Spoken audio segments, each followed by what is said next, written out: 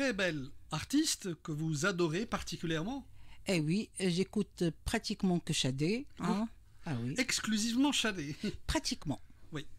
En fait, c'est une dame qui est talentueuse, qui est magnifique. Elle est très belle, Shadé Adou. Elle est d'origine nigériane. Voilà. Et de mère anglaise. Oui, sa mère est anglaise.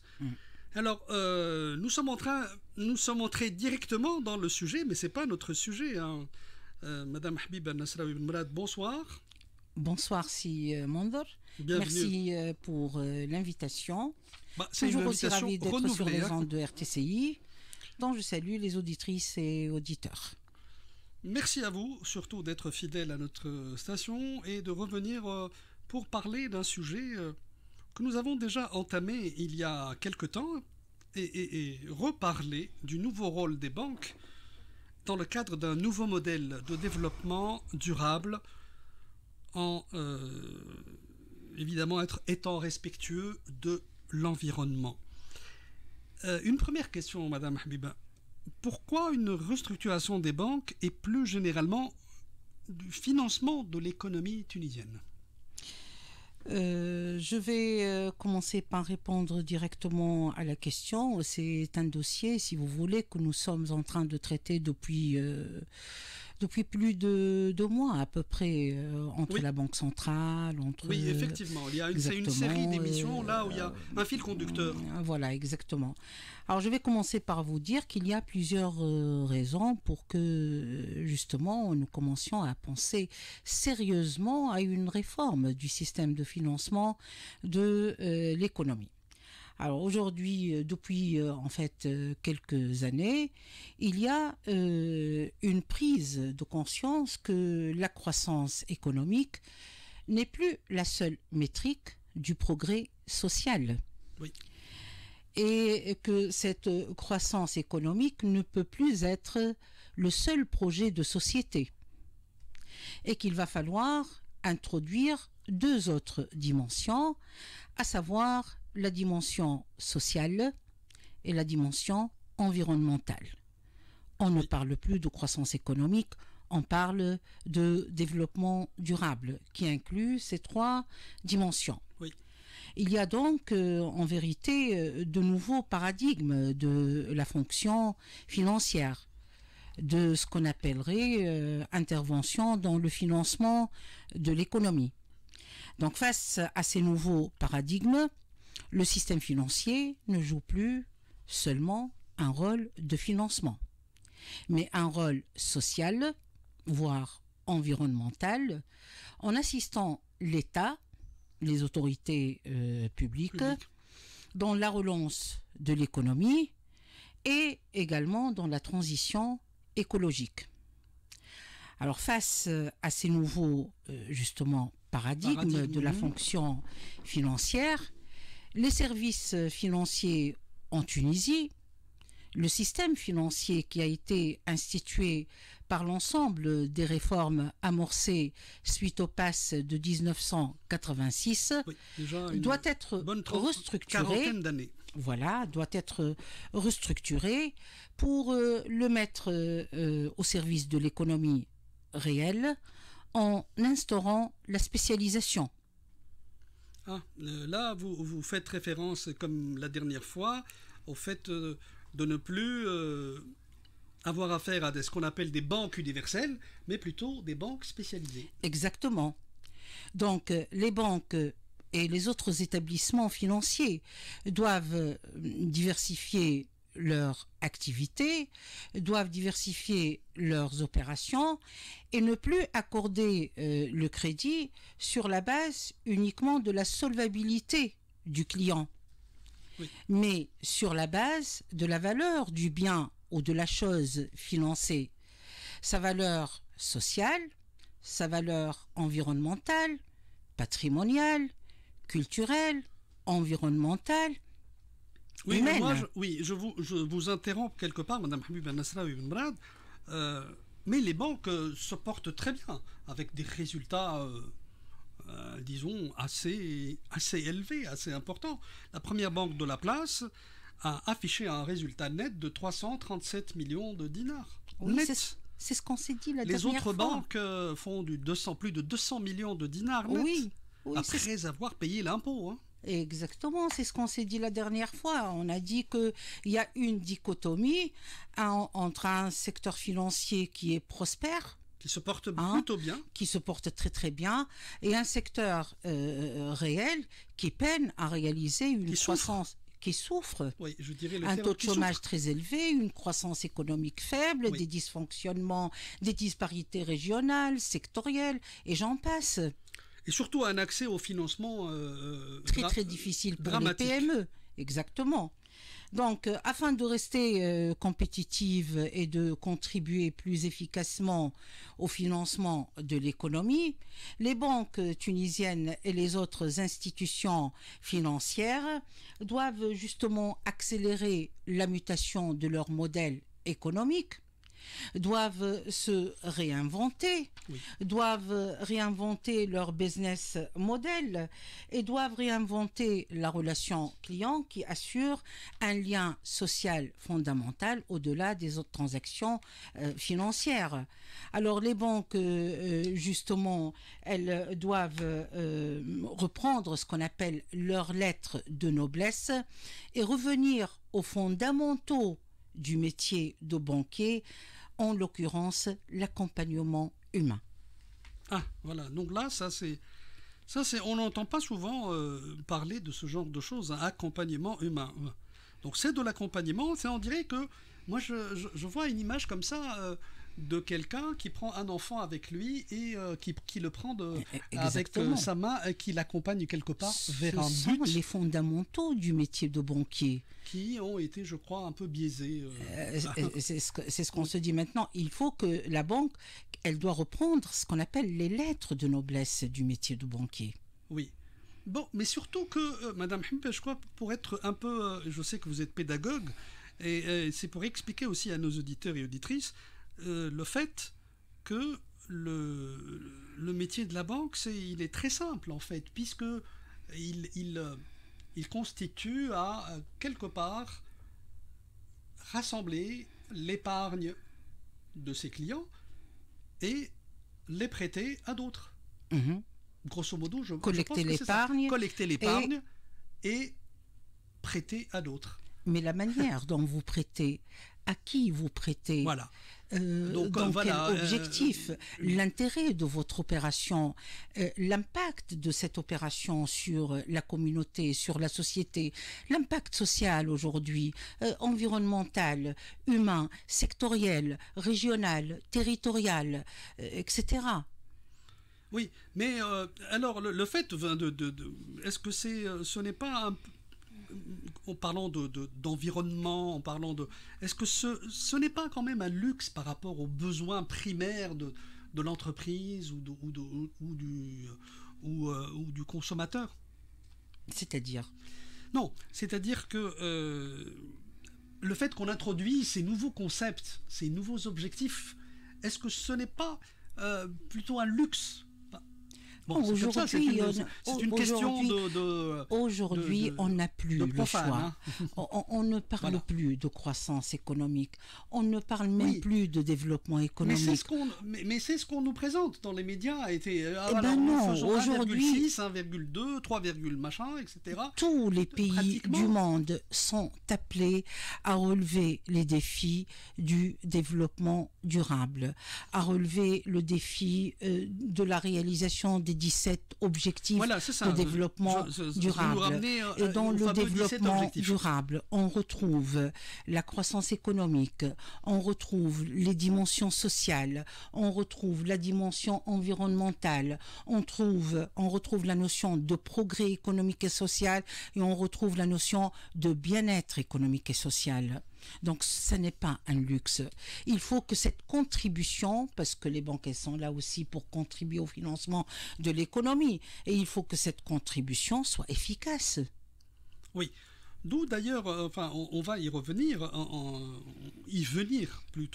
y revenir, parce qu'on en avait entamé un peu l'ébauche de cette finance alternative. D'ailleurs, on a eu le plaisir de recevoir la semaine dernière à notre ami Jalel Bramdan qui a parlé un peu de finances alternatives qui est une alternative, un substitut ou un complément à la finance, c'est-à-dire qu'on ne pourrait pas pour rebondir, si vous voulez, un petit peu sur la finance alternative, ça n'est pas uniquement la finance qui se fait sur les plateformes. Oui, non, c'est on clair. va détailler aujourd'hui un petit peu les dispositifs. Voilà, ça n'est qu'un mécanisme. Ça n'est que l'un des mécanismes, des dispositifs de la finance citoyenne, solidaire et participative qui fait partie de la finance alternative.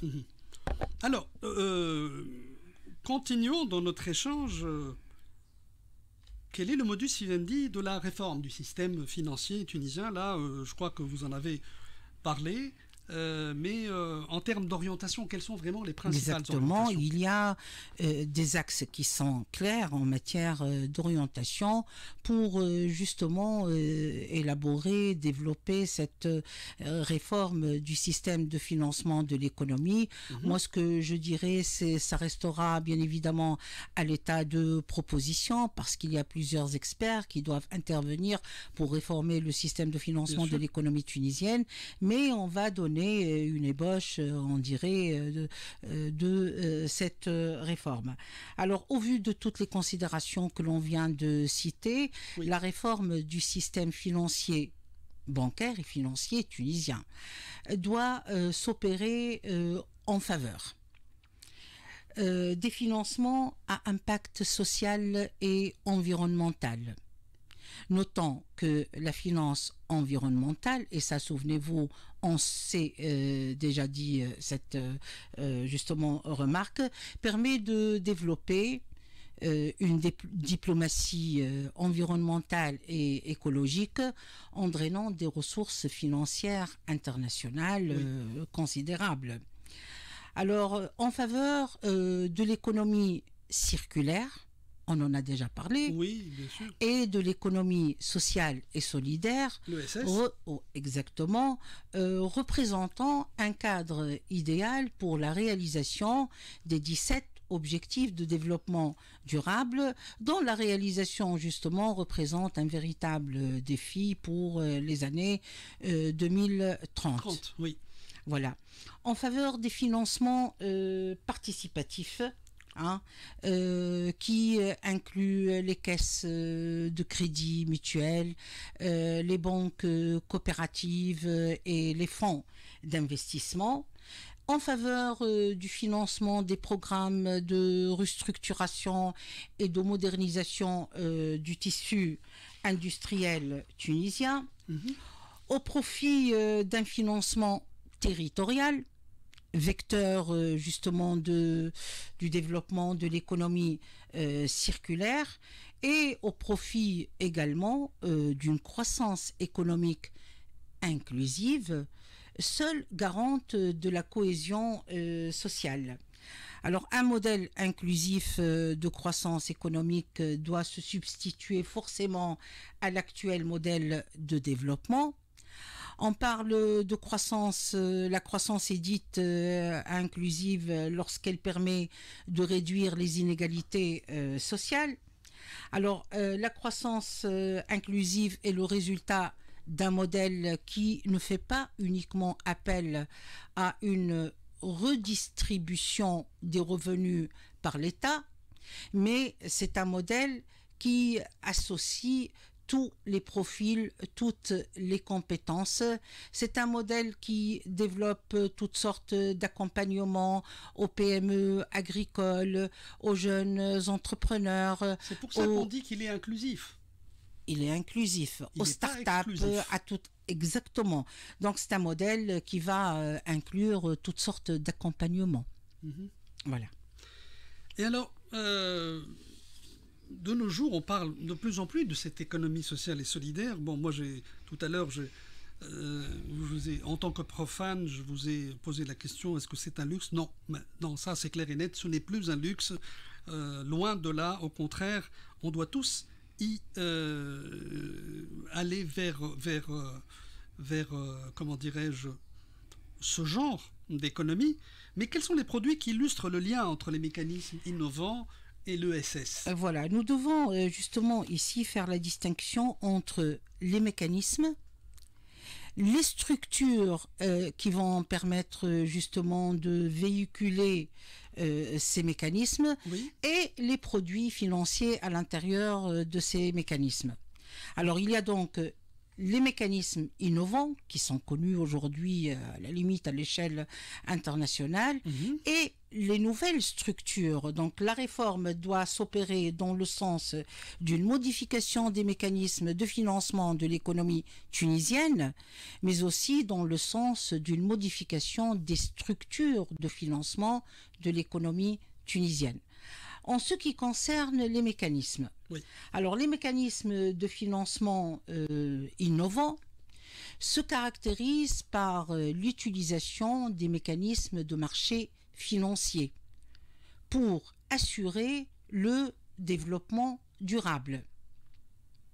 Mhm. Ces mécanismes devraient correspondre à une collaboration entre le secteur privé et le secteur public.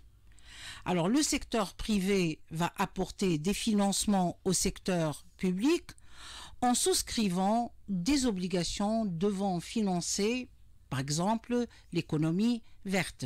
Mhm. Le secteur public, lui, va apporter des financements par l'intermédiaire de subventions, par l'intermédiaire de garanties, en vue également d'apporter son soutien au secteur privé pour assurer également le financement du développement durable. Mhm. Sachant que des efforts sont déployés depuis des années par le système des Nations Unies pour mobiliser des mécanismes de financement innovants à l'appui des objectifs de développement durable, Oui. tels que par exemple, ici j'ai l'exemple Alors si on de prenait un Tropical exemple, oui. Landscape Financing Facility du programme des Nations Unies pour l'environnement, qui a financé plusieurs projets, en l'occurrence en Indonésie, pour développer l'agriculture durable. Alors les mécanismes de financement innovants sont subdivisés en 4 catégories. Mhm. Il y a les mécanismes qui consistent à lever des fonds sur les marchés financiers. Il y a les mécanismes qui sont destinés à atténuer les risques. Il y a les mécanismes qui se fondent sur la technologie, en l'occurrence le crowdfunding, Crowdfunding, oui. crowd credit funding, crowd lending, Lending, oui. justement, et les mécanismes qui sont subordonnés à l'obtention de résultats. Alors, dans les mécanismes qui sont censés lever des fonds sur les marchés financiers, qu'est-ce qu'on trouve? On trouve un produit qui est très très important, à savoir, Un produit phare. oui, à savoir le prêt participatif social et solidaire qui devrait être accordé à travers les caisses que je vais proposer tout à l'heure, Oui. les caisses sociales et solidaires. Solidaire. Mhm. Et pour renforcer les fonds propres, on trouve les obligations et bon, la microfinance et le financement des PME, les fonds d'investissement à impact, les fonds de capital risque et de capital investissement. Alors, les mécanismes qui sont destinés à atténuer les risques, et là on retrouve Oui. justement le rôle de l'État et l'intervention du secteur public, à savoir les subventions et les garanties qui sont accordées par l'État à toute très forme important, hein, oui. de structure qui est censée développer l'économie sociale et solidaire en faveur des secteurs de la santé publique, de l'éducation, de la formation. Après, on retrouve les financements qui sont subordonnés à l'obtention des résultats, à savoir toute forme d'obligation à impact social et d'autres formes d'obligations. Pour tout ce qui se fait sur les plateformes, donc les mécanismes qui sont basés sur la technologie, vous en avez parlé la dernière Oui, la fois, dernière fois, on a- à savoir tout ce qui est crowdfunding. Crowdfunding. Oui. Voilà. Ben, là, maintenant, on passe aux structures, Madame Habiba Nasraoui Ben Mourad. Puisque nous avons parlé des produits qui illustrent le lien entre les mécanismes innovants et l'ESS, mais là, quelles sont les structures alternatives de financement? Oui. Alors pour les mécanismes justement qui illustrent le lien entre l'économie sociale et solidaire et les mécanismes innovants, on trouve essentiellement le dispositif du partenariat public-privé. Oui. Il est régi par l'instance générale de partenariat public-privé mise en place par la loi 2015-49. Alors ce mécanisme de financement du partenariat public-privé, parce qu'il permet de drainer des ressources assez importantes en faveur des financements publics, il est judicieux de l'utiliser dans le cadre du financement des territoires intelligents, du développement territorial, des infrastructures en matière de santé, d'éducation et j'en passe. Des projets structurants. Des projets structurants.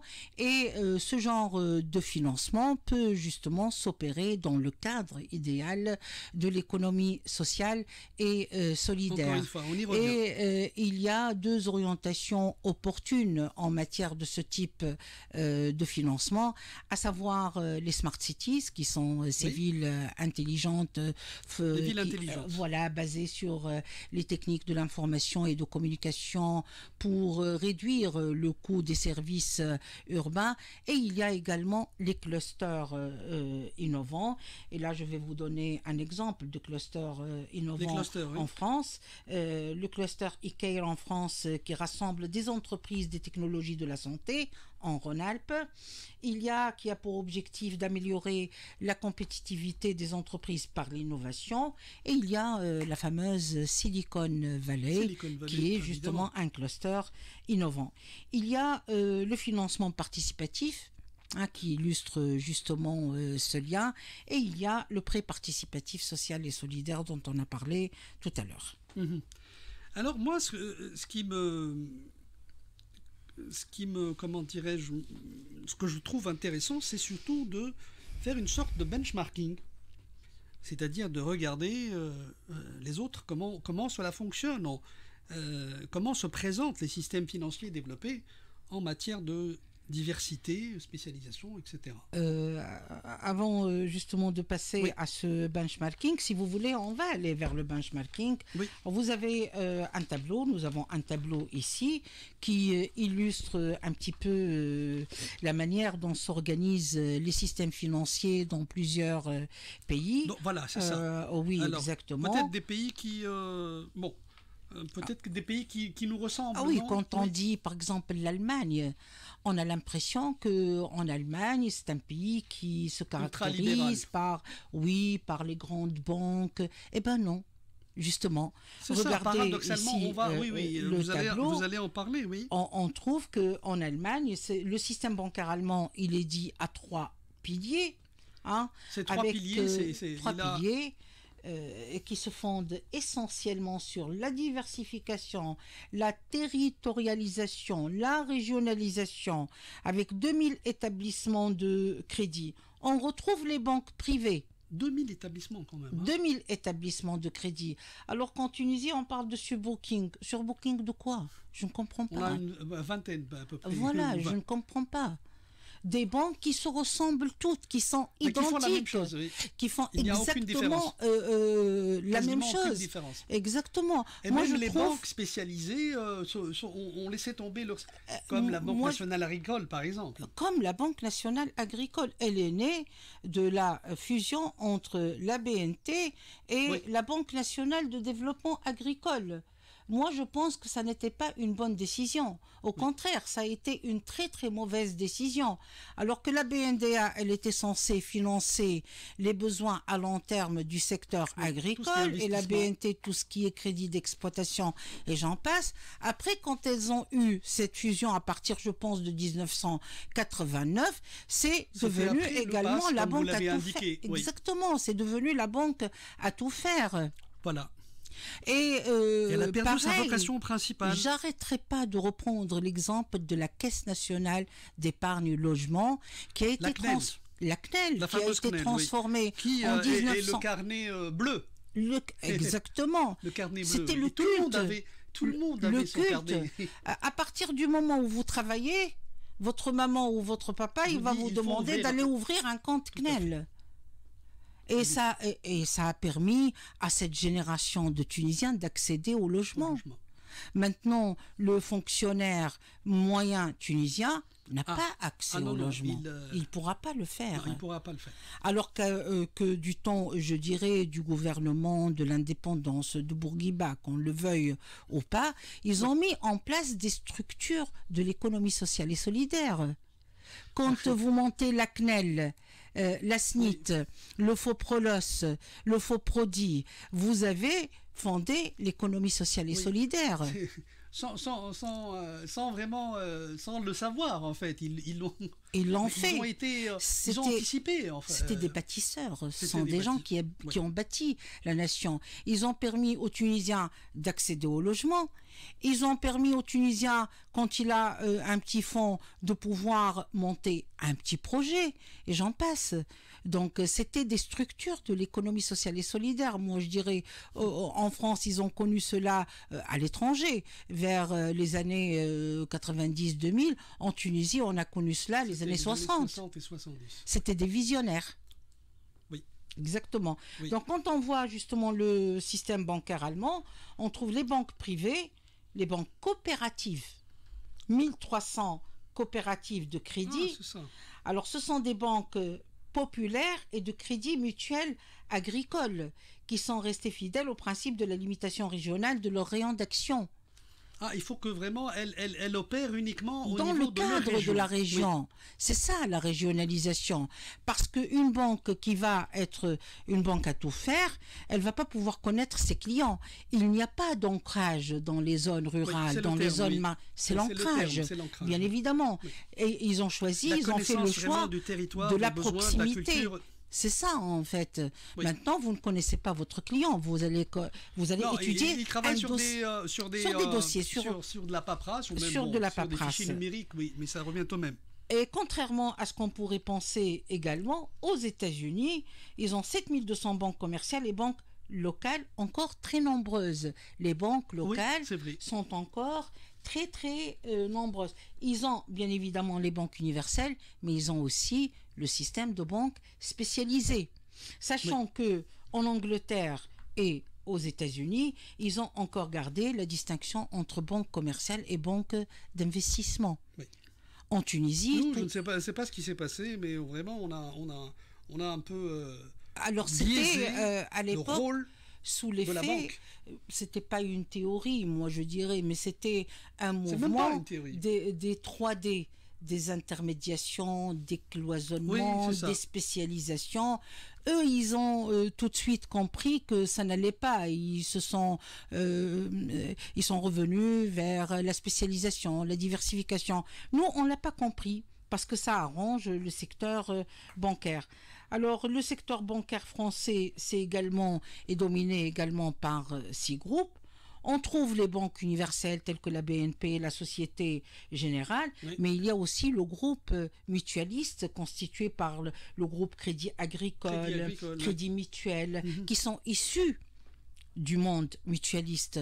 Donc, comme vous pouvez le constater, dans ces pays développés, l'Allemagne, les États-Unis, bien évidemment, ils sont revenus aussi vers ces structures, parce que c'est le seul... Vous le savez, on se l'est déjà dit la dernière fois, en Allemagne, dans les pays scandinaves, l'économie sociale et solidaire, elle est très très développée. Oui. Et maintenant, ils sont en train de transiter vers l'économie circulaire qui se rapproche, parce que l'économie sociale et solidaire, c'est une plateforme pour l'économie circulaire. Oui. Et donc, pour pouvoir développer ces secteurs, il va falloir aussi développer un secteur financier qui soit adapté. Et c'est ce qu'ils font. Vous ne pouvez pas développer l'économie sociale et solidaire, vous ne pouvez pas développer les territoires, comme je l'ai dit tout à l'heure, qui représentent un levier de l'économie circulaire, ni l'économie circulaire, ni avoir les capacités du défi de la transition écologique si vous ne réformez pas votre système financier pour l'orienter davantage vers les territoires, vers la spécialisation, vers la solidarité, vers le financement participatif, etc. Donc, ça ne sera pas possible. Alors, j'ai ici, si vous voulez, une proposition. Oui, on va terminer avec ça. puisque... Combien il nous reste? Oui, mais le temps passe très vite. De toute façon, oui, avec toutes ces informations, alors, on aura le temps de bien digérer. Oui, j'essaie aujourd'hui d'aller un peu trop vite parce que vite, oui. à chaque fois on avait envie de terminer ce document. On va pouvoir le terminer, Inch'Allah, aujourd'hui. Oui. Alors les structures alternatives du financement, on a parlé des mécanismes, on a parlé un petit peu de l'expérience des autres pays. Oui. Alors dans ces structures alternatives, il s'agit de mettre en place dans le cadre de réforme des structures alternatives qui permettraient ou qui devraient être un levier de financement du développement durable, de la croissance inclusive, de l'économie circulaire, de l'économie sociale et solidaire. Donc toute réforme devrait être orientée vers ces 4 ou 5 axes pour pouvoir réellement adapter le système de financement aux exigences de la période, aux exigences de Mais il faudrait qu'on l'économie. commence pour faire ça, mais on ne voit pas de velléité, Madame Habiba Nasraoui. Vraiment, on ne voit pas de dynamique allant dans ce sens-là. Il n'y a pas de volonté. Il n'y a pas suffisamment de volonté. Voilà, je crois que c'est ça la difficulté. C'est à l'État tunisien, en l'occurrence le président de la République, d'intervenir, je dirais moi personnellement, pour demander à une comité, à la Banque centrale, de faire en sorte qu'on commence. D'autant plus que le président de la République prône un État social. Exactement, c'est dans l'esprit du président de la République. Donc ça serait bien. C'est vraiment, voilà, c'est quelque chose qui est dans la lignée de mire et qui a tout son sens. Qui a tout son sens dans l'état actuel des choses. Oui. Hein? Donc ce sont justement ces structures alternatives, c'est ce qu'on appelle les dispositifs de la finance citoyenne, solidaire et participative, qui doivent rendre le crédit accessible aux régions rurales, aux PME agricoles, aux régions marginalisées, à tous ceux qui sont exclus, je dirais, de la finance conventionnelle. Alors comment, c'est un petit peu ce que j'ai imaginé, cette vision que j'ai eue moi-même du système financier tunisien à côté des banques. Les banques ne vont pas disparaître, non, elles pas vont du tout. collaborer avec ces nouvelles structures. Alors je proposerai pour commencer ce qu'on appelle les fonds d'investissement régionaux. Alors les fonds d'investissement régionaux sont créés en Allemagne. Ils sont nés en Allemagne vers 1975 et représentent un outil incontournable du financement des territoires. Si vous voulez développer les territoires, il faut absolument créer soit des banques régionales, soit des fonds d'investissement régionaux. Alors, une bonne partie de la croissance et du rayonnement d'un pays repose sur le potentiel du développement régional. En Tunisie, nous savons tous que les régions sont très diverses. Et cette diversité appelle des traitements différenciés. Oui. On ne peut pas faire la même chose au nord-ouest et au sud-est. Pourquoi elle appelle à des traitements différenciés? Parce que cette diversité, elle est source d'inégalités sur plusieurs plans. D'inégalités en matière de revenus, en matière d'infrastructures, oui, en matière d'accès ou de facilité d'accès aux services. Un habitant de Sousse, et là je ne suis pas du tout dans le régionalisme ou autre, non, pas du tout, il a accès beaucoup plus rapidement, beaucoup mieux aux services de la santé, des infrastructures routières. Un habitant de Kasserine n'a pas la même facilité d'accès aux services de la santé. Non. À Sousse, Sfax et autres, vous avez des centres hospitaliers universitaires.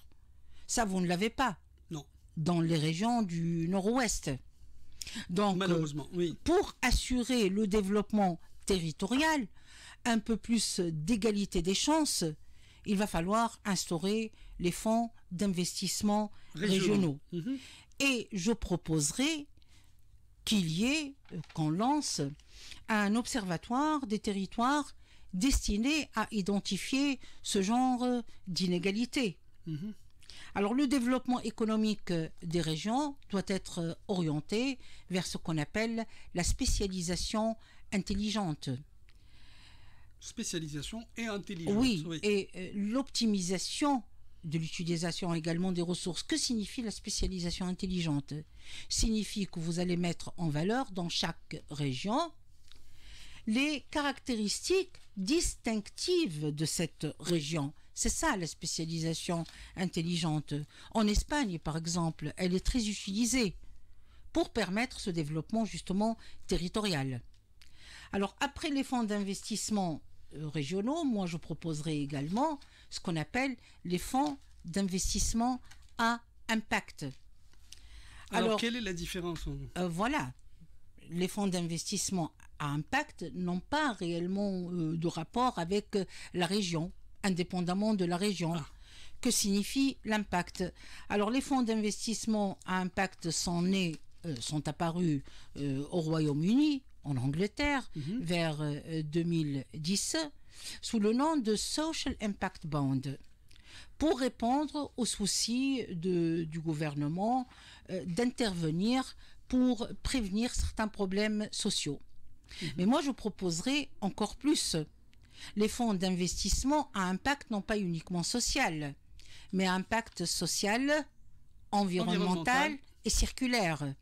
Je vais rajouter toujours justement le totale. Circulaire. Et ces fonds d'investissement à impact devraient correspondre à une collaboration entre les investisseurs privés, oui, les structures de l'économie sociale et solidaire et les pouvoirs publics. Alors, le mérite, c'est que ça va pouvoir permettre de dégager des ressources financières importantes de la part justement du secteur privé.